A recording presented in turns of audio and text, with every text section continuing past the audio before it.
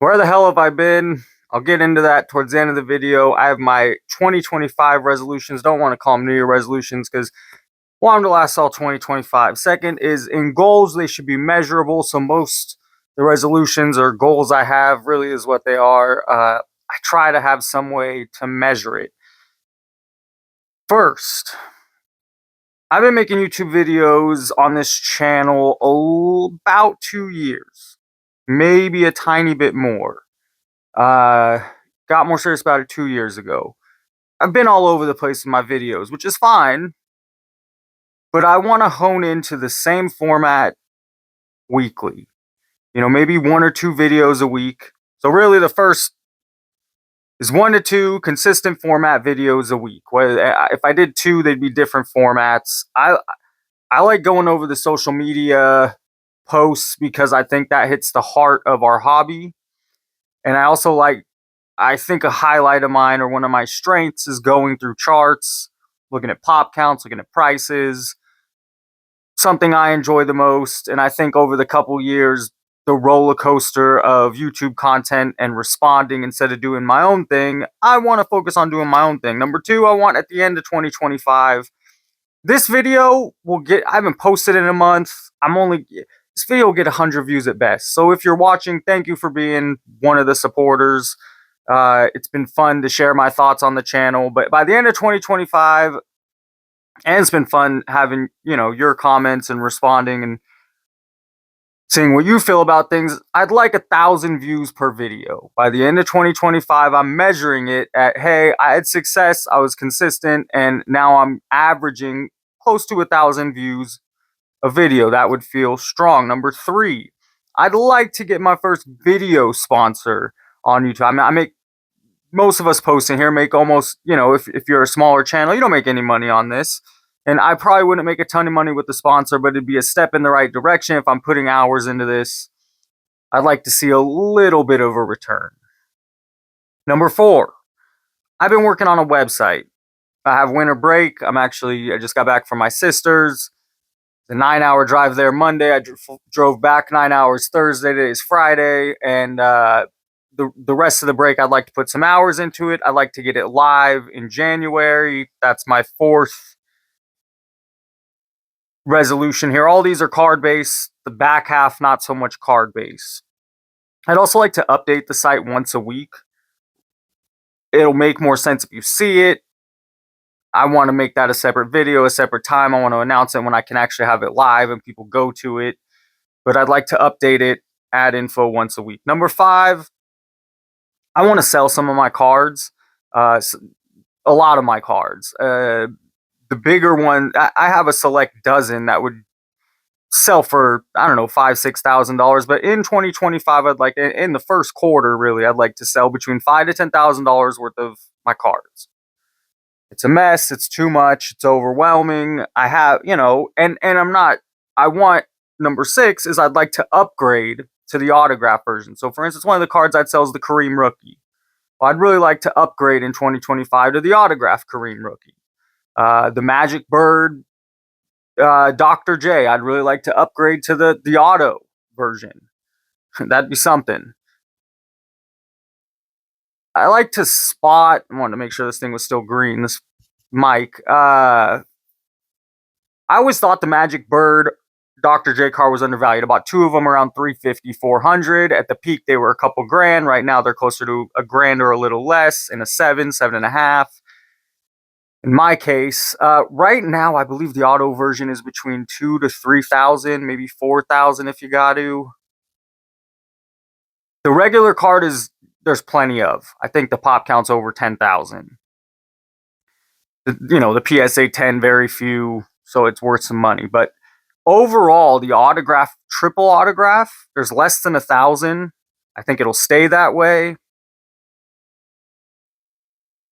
And I think that card has room to grow. I think it's actually undervalued compared to a lot of the other stuff. And right now, everything's down in price, so maybe a lot of stuff's undervalued. I think that's a good card to get. That's what I want to do with a lot of the collection. Downgrade, get less of some of this stuff, move some of the stuff I can make some money on, and get into the autograph. The rest of these, not so much card base. So this is number 7, technically. I am working on a book. The book is taking place in 1909. I wrote it all summer, so I'm a little rusty with it. I wrote 17 chapters out of about 30 chapter book. Takes place in 1909. Honus Wagner and Ty Cobb, the Pirates and Tigers, meet in the World Series. Now, 1909 is also the year that the tobacco card came out of Honus Wagner. That's worth millions of dollars. So the book follows the main character that's a bookie. The bookie travels not alongside the pirates, but he travels all over, does pirates games, and he's also on hunt for. He loves the cards.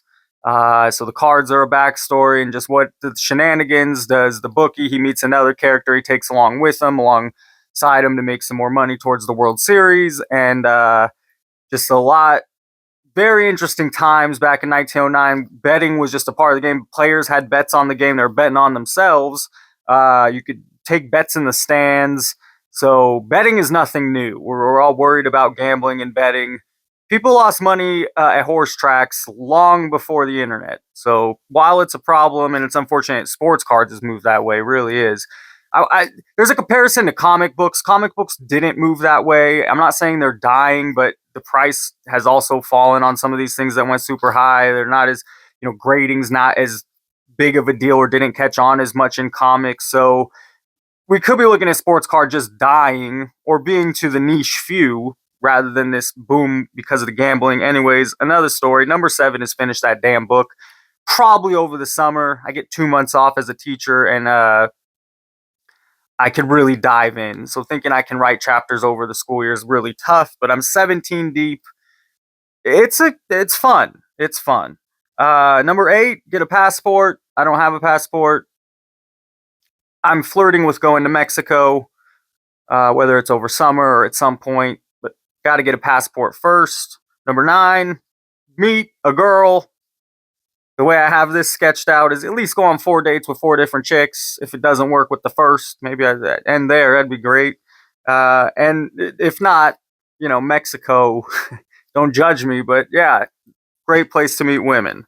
Number 10, and I'm not talking like that. I'm not talking that kind of woman. I'm talking about, hey, meet someone who's possibly family oriented and start a life. Latin girls are hot. Number 10, eat clean. The way I have this measured is no fast food for 2 months. I want to eat much cleaner than that.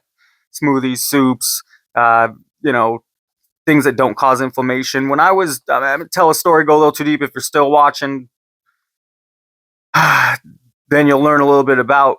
When I was 12, I got ulcerative colitis, diagnosed ulcerative colitis. It didn't go in remission for 3 years. So I was 15. I was on prednisone, a steroid at this age. It causes inflammation. It's not good for you. Gives you acne, big appetite. It's also just not good for you. You're supposed to be on it 6 months, a year tops.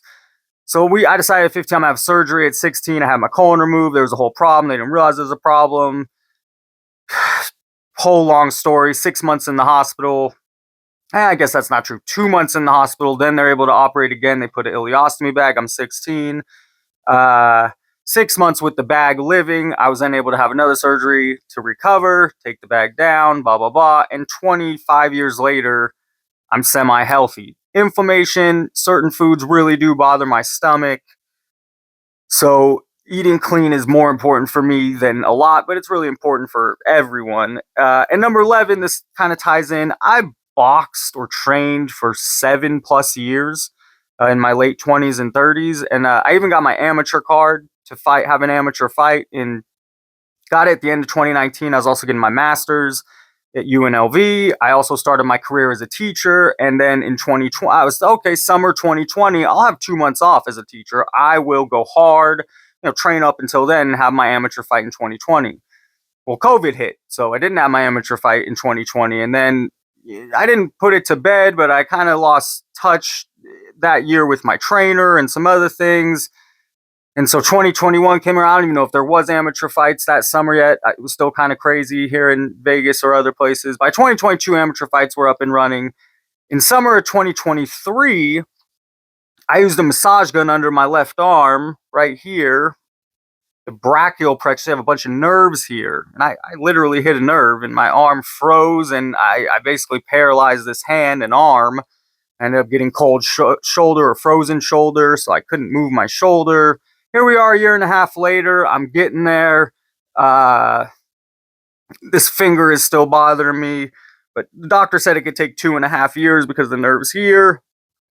And this is what got smashed the most, but it's the very end of the so far away. So the number 11, continue to get in shape.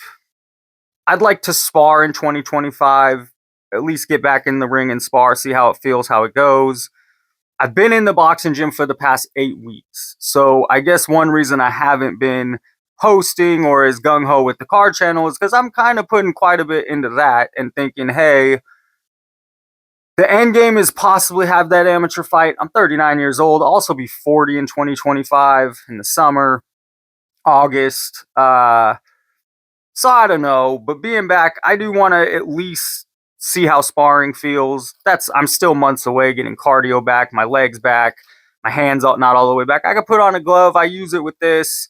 I don't wrap my hand yet, this left hand. That's it. Those are the I don't even want to say resolutions. Those are some goals or my goals for 2025. I'd add one more is collect some CUs, which is credits to help earn a raise in my career. I'm teaching. Little corrupt. They make you work real hard to get these CUs, which, oh man, it's a lot of work, extra work. I don't want to talk too much trash, but anyways, but those are my goals for 2025. I think goals are good. Look out for the website. I would like to stay going back to the channel with that 1 video a week, 2 videos a week consistent format. So that's what I'm hoping. Thank you for watching. Have a great day. Have a great New Year's. Like the video if you enjoyed. Subscribe if you have not, as always. Thank you for watching.